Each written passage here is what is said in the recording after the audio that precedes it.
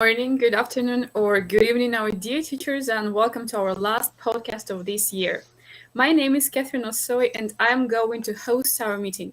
As I've already told you, today our last podcast, so the end of the year is coming, and it is time to think about goals for the next year. And also, it is time to make resolutions. I hope that one of them will be about your professional development. So today we are going to talk about the development of our professional skills, and our guests are Marina Evstratova, the head of the methodology in TTC, and Alexandra Lunyova, senior manager in TTC. Hello. Hello, our Hello. dear experts. How are you today? Marina, how are you? Perfectly well. Yeah, Good. perfectly well. Alexandra, what about you? Fine. It's freezing outside, but still fine. Oh, Thank you for asking. yeah, I see that you've already prepared for the celebration. Yes, I had no choice. I was Interesting. I was I was forced to install it actually. I think actually it's quite good. Yeah. Anyway, it also can help us to create some special atmosphere. Yeah. So, but we're not going to talk about our holidays. And let's start with a general question about our professional development. So, is it enough for a teacher to take a language test like IELTS, TOEFL, or something like that and consider yourself ready to teach? Marina, what can you tell us? Well, I'm actually quite interested in what our audience thinks, but Mhm. surprisingly, lots and lots of Russian-speaking teachers actually think so. Yeah, I myself, when I was younger, much younger, as if I'm old now. When I just finished my university, I also thought that, maybe I don't really need any special qualification. I speak English and I can teach it at least to teenagers, children. They don't need much, and I don't really need any special qualification. I'm not going to teach languages at universities or somewhere. Mhm. So why would for? And lots of teachers actually consider this to be true, but in reality, of course, it's not really true. So, as I understand, it's not enough, right? Exactly. Well, depending on what you want from your teaching, but if you want to be an effective teacher, if you want your Mhm. students to be happy about their results, well, yeah, we will need to think broader. Okay, but anyway, if that's not enough, so then what professional development is necessary for teachers? Does it have to be, I don't know, expansive, some specific, whatever? How should it be? Sasha, what do you think about that? Well, actually, I can say that the price you Mm-hmm. like it in fact doesn't matter because Mm-hmm. in my personal opinion and according to my personal experience, to tell the truth, I do not have any like expensive certificates like Mm-hmm. CELTA or Delta. I don't want to say that, oh, do not take these courses. Of course they are Mm-hmm. very useful, but it also depends on the goals of the teacher. For example, I have got the experience of working at school for 7 years, and in Mm-hmm. fact I've reached a lot of practical knowledge there, as Mm-hmm. far as I've had this real like practice. If I were younger and if I didn't want to work at school, then definitely I would take some special courses. But again, we need to read a lot about them and to go to the like well qualified trainers first of all. So that is like the main point is that choose the studying according to your needs, according to the way you would like to develop your professional skills. Mm-hmm. Okay, Sasha, actually, you've mentioned that you worked at school, and as far as I know, and actually, maybe it's just like my experience, but if you live in small cities, not in big ones, people actually even don't know what it is, like that TKT, CELTA, Delta, IELTS. What is it? They really don't know anything about that. Some teachers also don't know that. That's why maybe we can talk about that. Marina, can you tell us about these acronyms? What are they all about? Well, ask anyone in my region.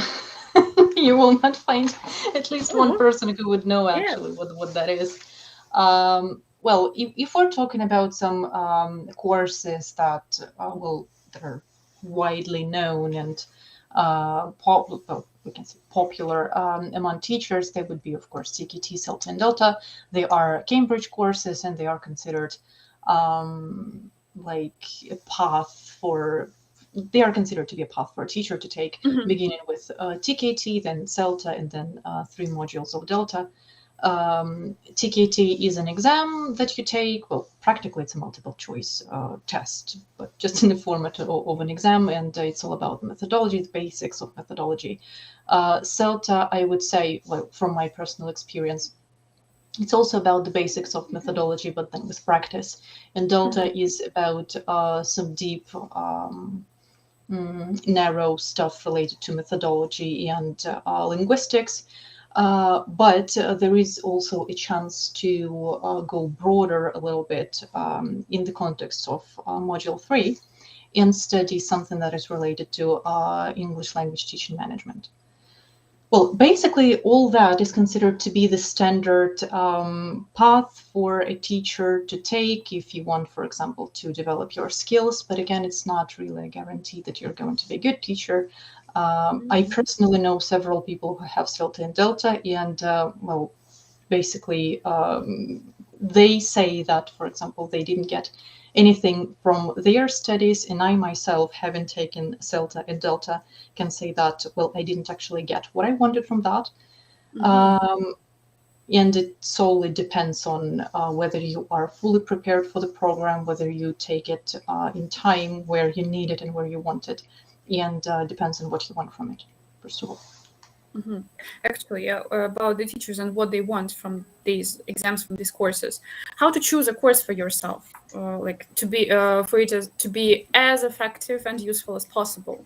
Like, just I know like there is an opinion that, for example, TKT and CELTA, they're quite equal, but again, it depends on your goals. Is it true? And how to choose the course? Ew. People want a silver bullet.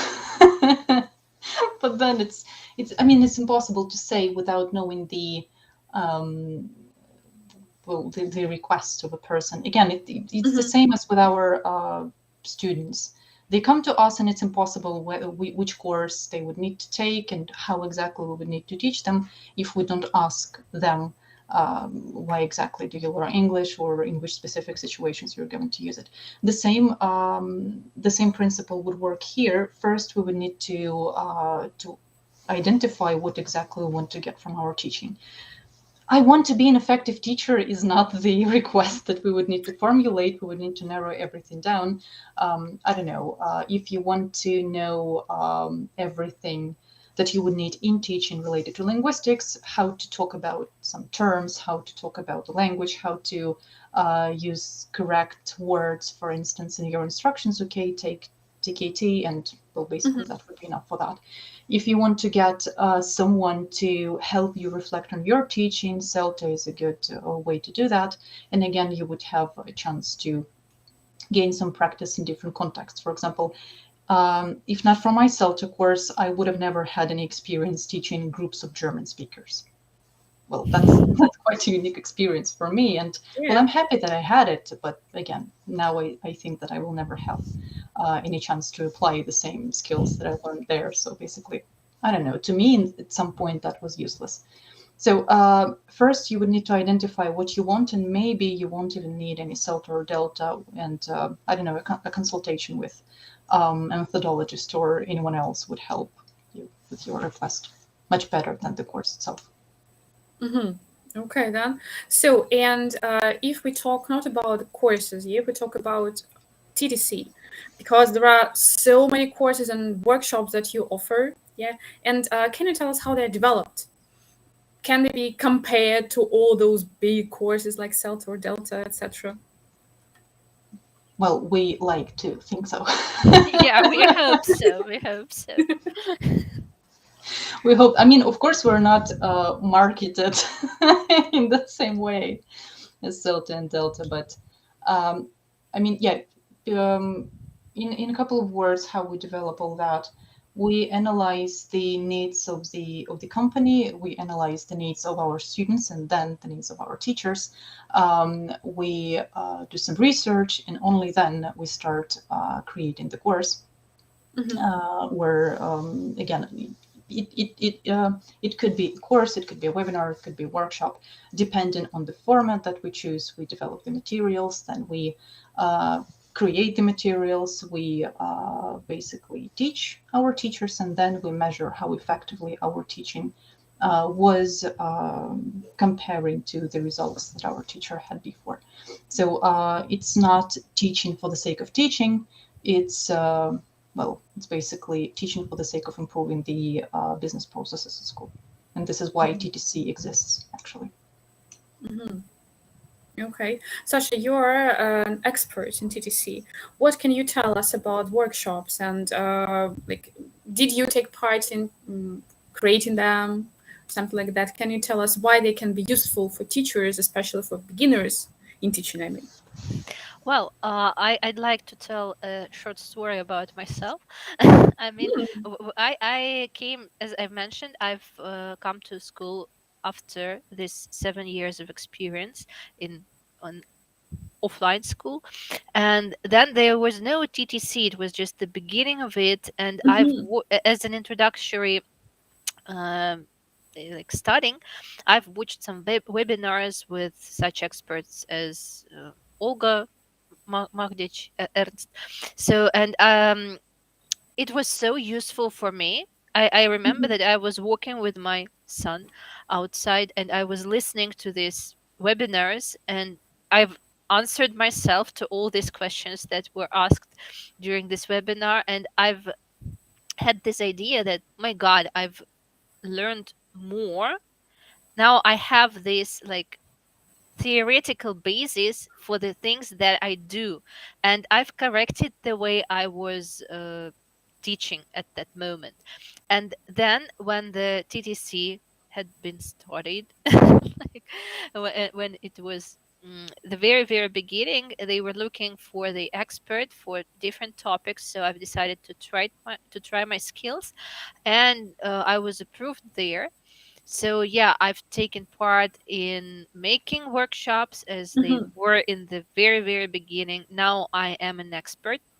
I have only one workshop, but still I feel like the process myself. So I really can say that a lot of the thing that inspires really inspires me is when the teachers in the end of the workshop say, oh, I haven't thought about it, and now I have got the idea how to provide the process, how to organize my teaching, how to change it.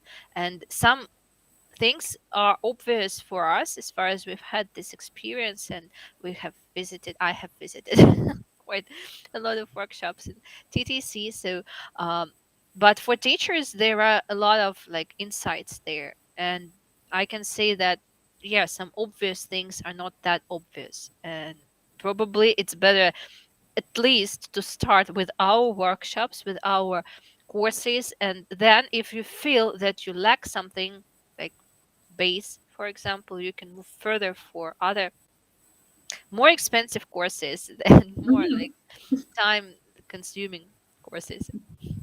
Okay, Sasha, thank you for your answer. And actually, you partly answered one of my next questions. Oops. It's okay because we are going to listen to Marina's opinion. And actually, this is the opinion also from our audience. There is an idea that taking a course is not enough, and it is better to like teach yourself through your experience, through practice. What can you say about that, Marina? Well, I would say that neither is true. Taking the course and thinking that it's going to solve all your problems is, of course, a misconception. And thinking that you can gain everything from experience is also a misconception, and we would need to combine both. Well, I have an experience taking lots of courses, actually. I've taken CELTA, Delta, I've taken some courses from Nile, from International House. Still, I continue developing myself as a more of an learning experience designer and a methodologist rather than a teacher.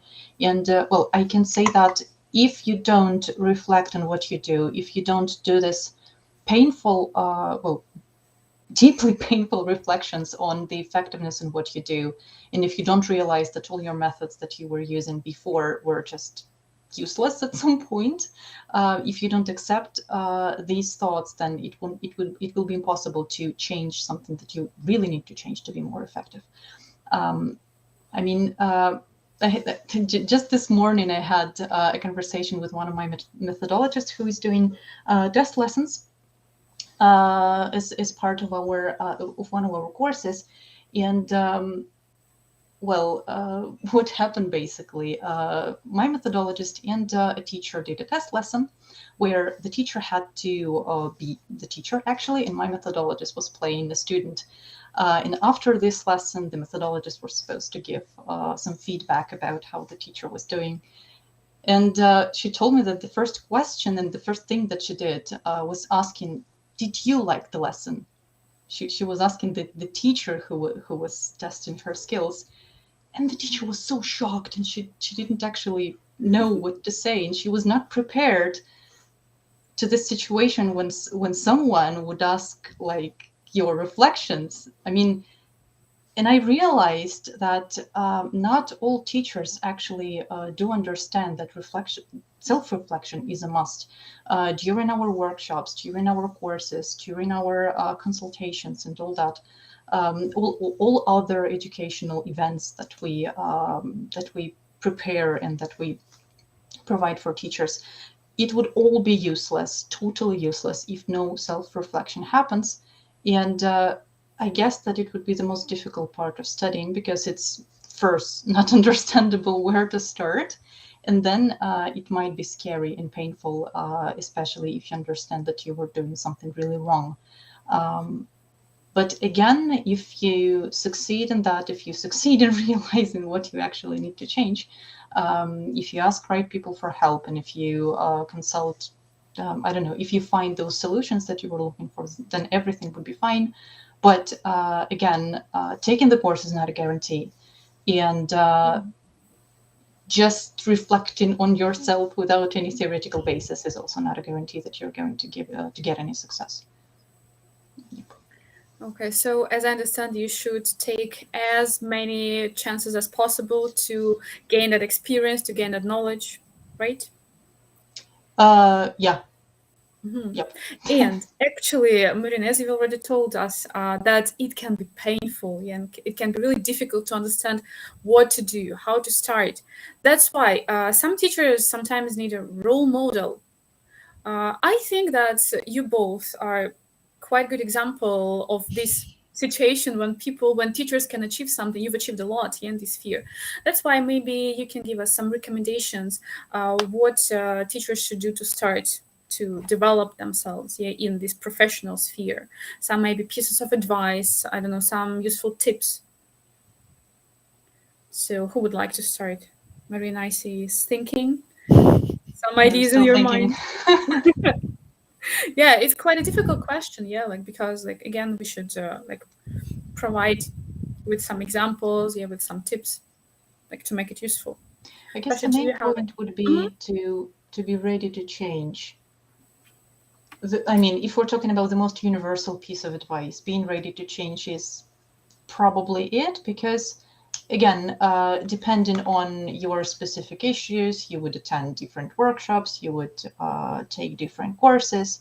But if you're not ready to take those things and life hacks and some principles that we talk about and that we practice during our practical events, and if you're not ready to apply them in your lessons, all that will be useless. Totally, Unfortunately, yep. So be totally. open, right? Yeah, but don't hesitate trying something new, because I know there are teachers who say like I have got a lot of experience and I have tested and my students have great results, and I'm 100% sure that if I try this or that like tool in the lesson, it will not help, like it doesn't help. But just try, you never know the result, just try, and probably it works. with one Hmm. student. Students are different, teachers are different. So if you see some tool you are recommended to use, I mean methodological one, so try it. If you try, if it doesn't work, move on, try again. If it works, great, you found it. You've succeeded. So just don't be afraid of something new. Yeah. Hmm. Okay. And anyway, okay, we are ready to check something new. We're ready to try. But what course should teachers start with? Should it be something about methodology, or should it be about language, even for native speakers? Because I know that it's also important. Oh, yeah. Actually, I just remembered an example. I just remembered a situation from my first day on Celta. Um, we were given a task to explain some grammatical things to each other. Now I realize why exactly it was done. There were lots of people from lots of different countries, some people from Russia, people from India, Germany. There were a couple of Italians. There were two American guys. And I remember how I was explaining the use and the meaning of future simple to, um, what was his name? Okay, it doesn't matter. To a guy from Chicago, and he was looking at me like, "Really? Is this the meaning? Is this how it's called? I didn't know. Okay, so this is what my students should know also about that. Wow. So I mean, basically, everything would depend on what you know about the language, and probably the linguistical part is the first part to start with.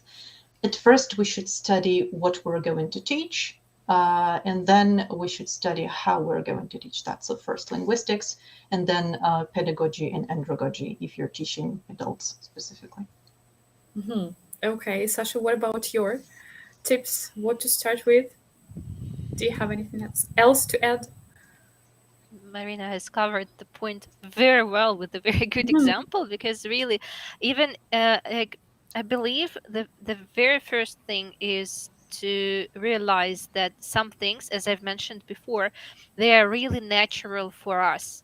Like, as for example, some things in Russian are natural for us as for Russian speakers, but when we try to explain it to other people, it's really, wow, it's complicated, right? Especially in Russian. I mean, in English it works the same way. So some things that are natural for you, they might not be the same for your Mhm. students. So I believe also the good thing to remember is to, like, imagine, even if you have an adult in front of you, imagine that you're explaining some things for very small child. Make it as simple as possible, where of course you need to know how, you need to know what you're explaining, but the simpler the better. We are not like demonstrating your professional skills in knowing the linguistic terms, like, okay, use the gerund here, but the simpler the better. And try to divide it into very simple small parts. Remember that you have a student who usually they don't know much about language, so just simplify. Mhm. Yeah, because like sometimes students even don't know how we call these terms in Russian, yeah, or in the other native languages, yeah, and we try to explain them in English. So also a good piece of advice, yeah, like the simpler the better. Okay, Sasha, thank you so much. And I want to add one thing there. Like, if you think that you are not ready to take part in different courses, yeah, or language exam, whatever, don't forget that we have our own workshops, yeah, our own courses. In the chat, you can see the link where you can, feel free to apply for participate in the workshops. I'm sure that you will find something useful. At least some pieces of information will be useful for you, which you can implement into your lessons too. So now our time is unfortunately up. I think that it was a really good discussion, and I hope that our teachers have taken lots of useful information, and now we all know a bit more about the exams and the courses which we should or which we maybe shouldn't take. Yeah, but still I hope that we should do that.